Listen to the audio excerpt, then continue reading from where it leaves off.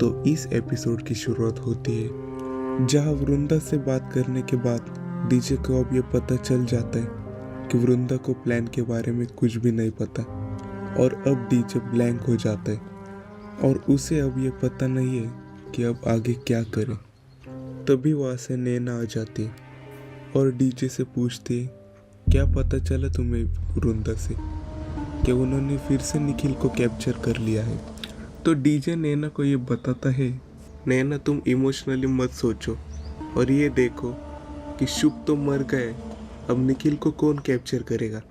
और जब निखिल कैप्चर हुआ भी था तो वो मुझे हिंट्स देता था कि ये मर्डर उससे करवाया गया है, लेकिन अब ऐसा कुछ नहीं होता। तो ये तो पक्का है कि निखिल खुद से ही असुर बन चुका है। इस पे नैना नाराज हो जाती है और पूछती है, लेकिन निखिल अचानक से ऐसा क्यों करने लगा।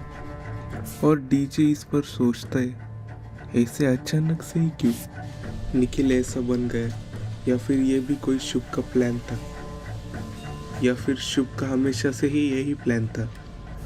तभी डीजे को याद आता है कि वृंदा ने उसे क्या कहा था कि शुभ जो भी कदम लेता है वो बहुत सोच समझ कर लेता है। अब डीजे बहुत कंफ्यूज हो जाता है और उसे अब कुछ नहीं समझ आ रहा होता है कि अब करे तो करे क्या। ना उसे ये पता था कि निखिल आगे क्या करेगा और ना ही निखिल कोई पैटर्न फॉलो कर रहा था। तभी डीजे को क्लिक होता है, ओह, तो जब शुभ ने निखिल को कैप्चर किया था तब वो निखिल को हमेशा सारथी बुलाया करता था। कहा ना तुम मेरे सारथी हो। तभी से निखिल ने धीरे धीरे से ये आइडियोलॉजी अपना ली होगी और सारथी कहने से उसने ये बता दिया था निखिल को कि तुम में और मुझ में कोई फर्क नहीं है, बल्कि तुम मेरे सारथी बनकर मुझे मार्ग दिखा रहे हो।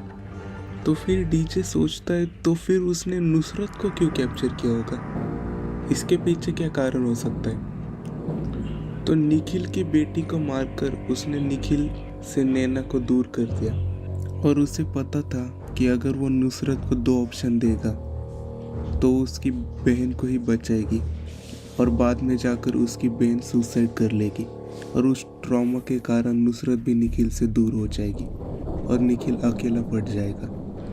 और तो और उसे ये भी पता था कि निखिल उसकी बेटी का बदला लेने के लिए उसे मार देगा और उसे मारने के कारण मैं उसे अरेस्ट कर लूँगा और निखिल जेल में और भी अकेला पड़ जाएगा और उसे सच में यह लगने लगेगा कि शुभ हमेशा से ही सही था। कलयुग को अंतिम चरण तक लाना ही होगा, उससे ही सबकी पीड़ा ज्यादा दिन नहीं रहेगी। और उसके बाद गैंगस्टर को मारकर निखिल सच में समझ गया कि वो गलत था हमेशा से ही और फिर उसने खुद को शुभ के सामने सरेंडर कर दिया और शुभ को ही अपना मेंटोर मानने लगा होगा और उसके नक्शे मुताबिक चलने लगा होगा। और डीजे नैना के पास जाकर पूछता है, तुम्हें क्या लगता है निखिल ने उस पॉलिटिशियन को क्यों मारा होगा। इस पर नैना कहती है, तुमने देखा नहीं था कि वो पॉलिटिशियन के पहले कितने फॉलोअर्स थे और एक दिन में ही सब उसे हेट करने लगे। क्यों? क्योंकि निखिल ने सोशल मीडिया पर उसकी रेपुटेशन की धज्जियां उड़ा दी उसका क्वांटम कंप्यूटर यूज करके और उसे मारकर उसने खुद को पॉपुलर बना दिया। शायद उसे शुभ का कोई नया एल्गोरिदम टेस्ट करना होगा, इसलिए उसे कोई कंट्रोवर्शियल हस्ती चाहिए होगी सो दैट वो टेस्ट कर पाए कि वो लोगों को कितना मैनिपुलेट कर सकता है। एग्जैक्टली यही एक रीजन हो सकता है।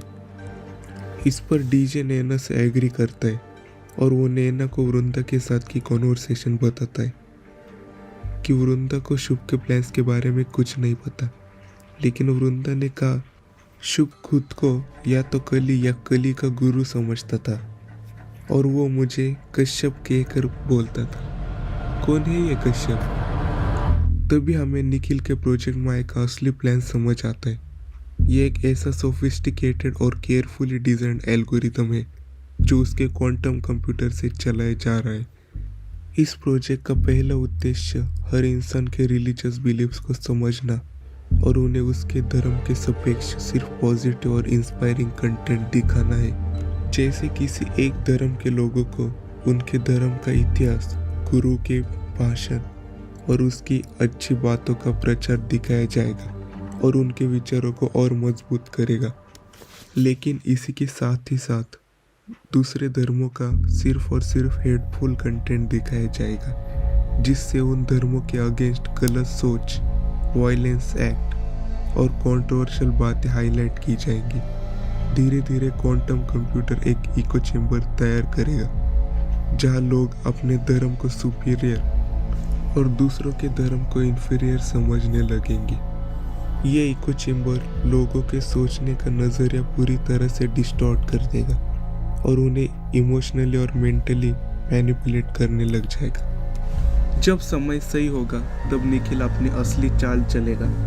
अब क्वांटम कंप्यूटर उन्हीं लोगों के सामने अपना धर्म के बारे में हेटफुल और प्रोवोकेटिव कंटेंट प्रस्तुत करेगा। इसका असर एक धमाकेदार बॉम्ब की तरह होगा, जिसमें लोग कंफ्यूज और गुस्से से भर जाएंगे और शायद रिएक्ट करने लगेंगे। इस केयरफुली एग्जीक्यूटेड मैनिपुलेशन का रिजल्ट दुनिया भर में दंगे, राइट्स और अराजकता हो सकती है। निखिल का प्लान ना सिर्फ दुनिया को तोड़ने का है, बल्कि ये दिखाना है कि किसी तरह टेक्नोलॉजी और डेटा मैनिपुलेशन के जरिए इंसान की सोच और सोसाइटी का बेस को डिस्टर्ब किया जा सकता है। और तभी उस तरफ हमें दिखाया जाता है कि डीजे अपने प्रश्नों का उत्तर ढूंढने के लिए एक ऋषि के पास जाता है और ऋषि को पूछता है, कौन है ये कश्यप।